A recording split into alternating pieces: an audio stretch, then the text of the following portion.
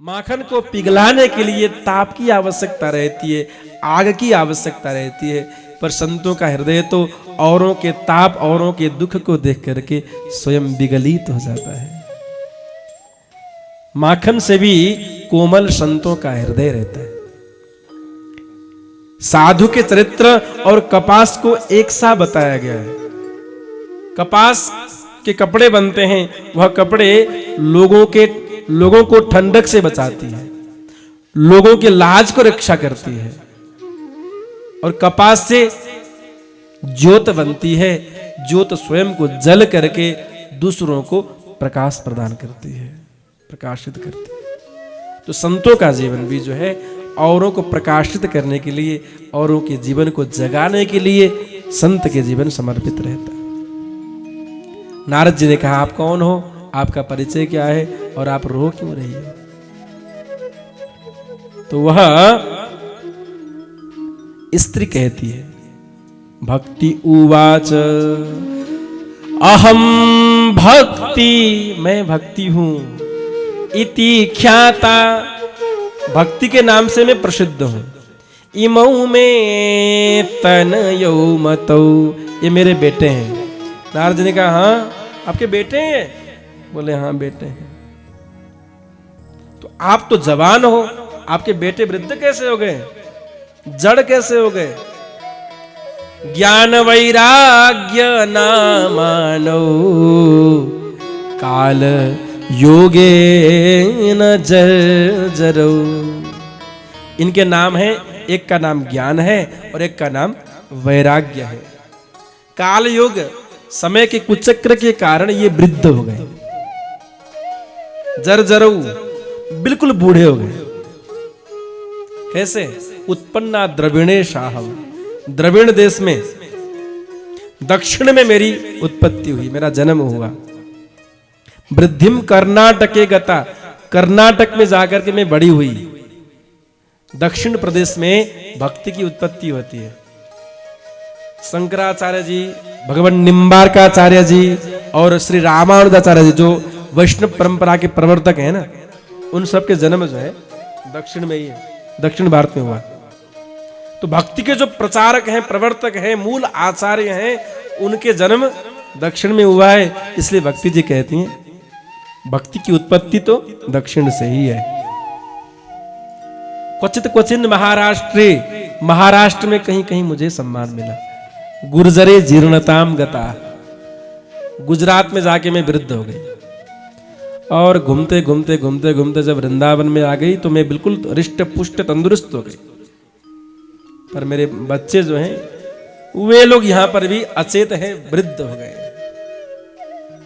क्योंकि वृंदावन में भक्ति जागृत है आज भी।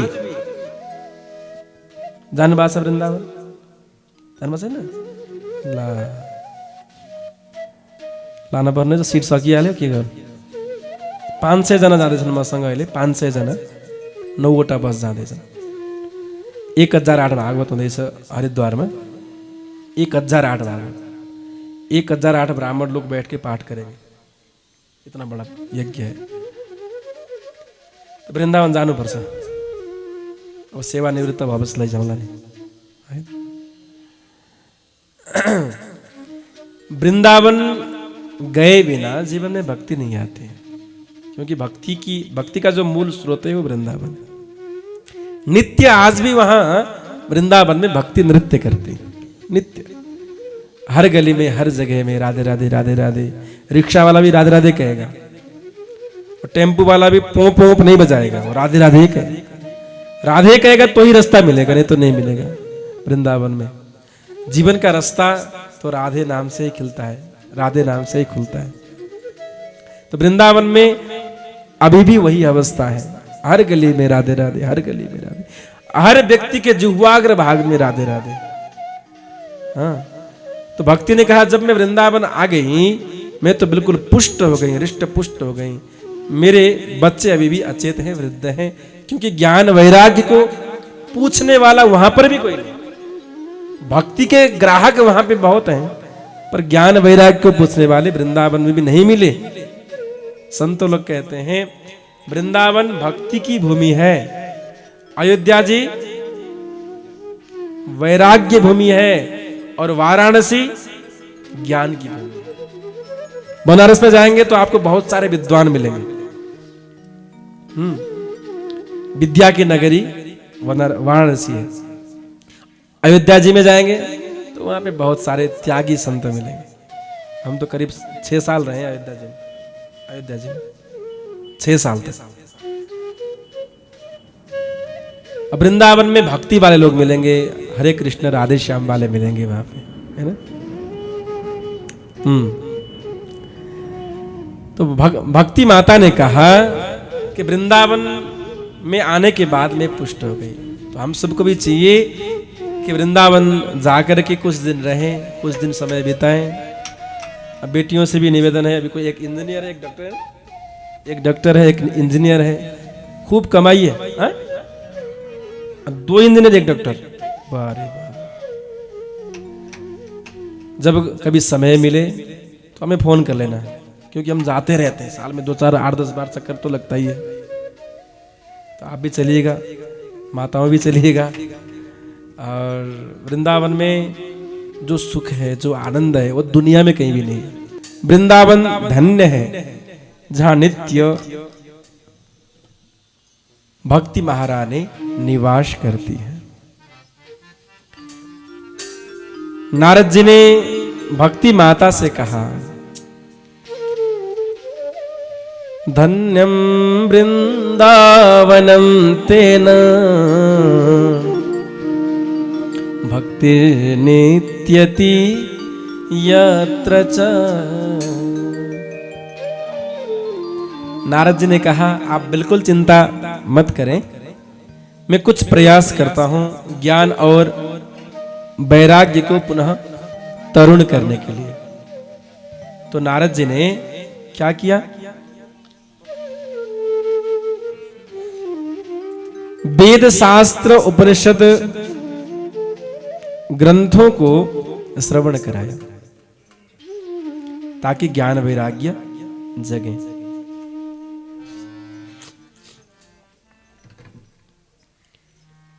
वेद पाठैर मुहुर मुहुः, बार बार वेद के पाठ श्रवण कराने से भी ज्ञान वैराग्य जगे नहीं। मुखम संयोज्य करणान्ते शब्दमुच्चै समुच्चरन् ज्ञानम प्रबुध्यताम शीघ्रम रे वैराग्य प्रबुध्यता। अरे ज्ञान जगो, वैराग्य जगो, ऐसा कह करके नारद जी ने बार बार वेद वेदांत उपनिषद शास्त्रों को श्रवण कराया, पर जगे नहीं। चारों ओर हाहाकार हो गया। अरे भाई, ज्ञान वैराग्य जगे नहीं, नारद जी के प्रयास करने से, वेद शास्त्रादि श्रवण कराने से भी ज्ञान वैराग्य जगे नहीं। तो चारों ओर जो है हाहाकार हो गया। नारद जी ने कसम खाई थी, संकल्प किया था कि तदा नाहम हरिर्दासो लोके त्वाम न प्रवर्तये। जब तक मैं भक्ति को, ज्ञान वैराग्य को लोक में प्रवर्तन न करूं, तब तक मैं हरि का दास नहीं कहलाऊंगा, ऐसा संकल्प किया था।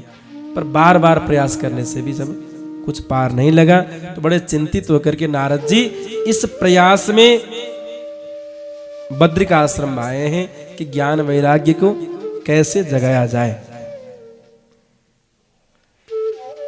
सनकादि ऋषियों से नारद जी ने प्रार्थना की कि कुछ उपाय है तो बताइए जिससे ज्ञान वैराग्य जग जाए। सनकादियों ने हंसते हुए कहा, रे नारद जी तुम भी, उपाय सुख साध्योत्र वर्तते पूर्व एवहि। ज्ञान वैराग्य को जगाने के लिए उपाय तो है, पहले से पड़ा हुआ है। नारद जी ने कहा, क्या उपाय है? सनकादियों ने कहा, उपाय सुख साध्योत्र वर्तते पूर्व एवहि। श्रीमद्भागवतालाप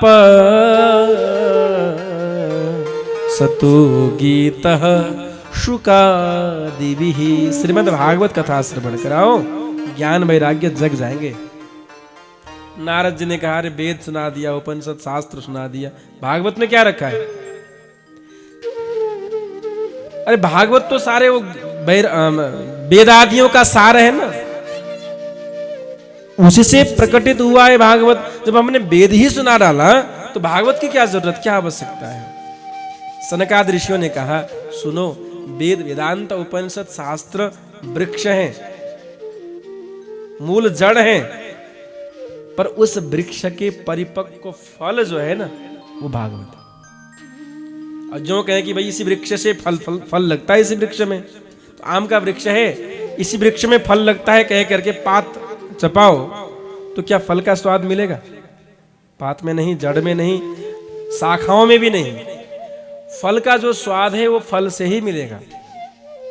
हाँ, शास्त्रादि वेद वेदांगादि उपनिषद ग्रंथादि वृक्ष हैं, मूल स्रोत हैं, पर फल जो है वो भागवत है। जैसे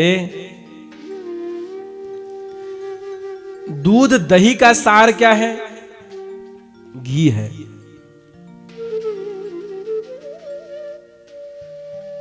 वैसे ही वेद शास्त्रादियों का सार जो है, मूल तत्व जो है भागवत है।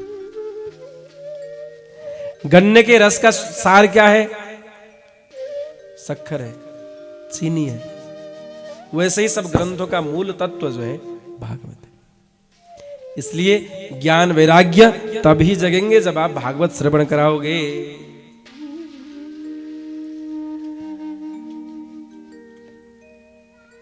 इदं भागवतं नाम पुराणं ब्रह्म संहितं भक्ति ज्ञान विरागाणां स्थापनाय प्रकाशितम्।